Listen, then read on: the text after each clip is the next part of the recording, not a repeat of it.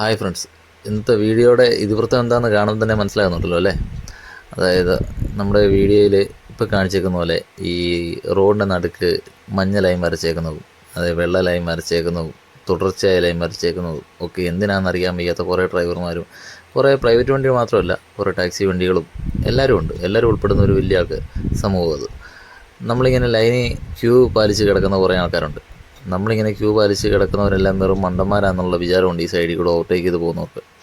പക്ഷേ ഇവരുടെ വിചാരങ്ങളും വികാരങ്ങളും ഒക്കെ വേറെ പലതുമായിരിക്കും. ധൃതിയുള്ളവർ കാണും. പക്ഷേ എന്നിരുന്നാലും കൂടുതലും ഒരാവശ്യമില്ലാതെ കയറി വരുന്ന ആൾക്കാരാണ് ഉള്ളത്.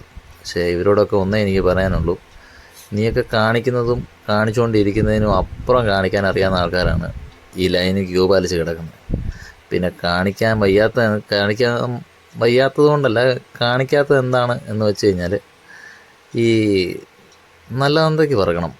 ഈ ഇങ്ങനെയുള്ള മര്യാദയൊക്കെ പാലിക്കണമെങ്കിലേ, അല്ലാതെ ചുമ്മാ എന്താ പറയാനാ, വേറെ ഒന്നും പറയാനില്ല, ഇതിൽ കൂടുതലൊന്നും പറയാനില്ല.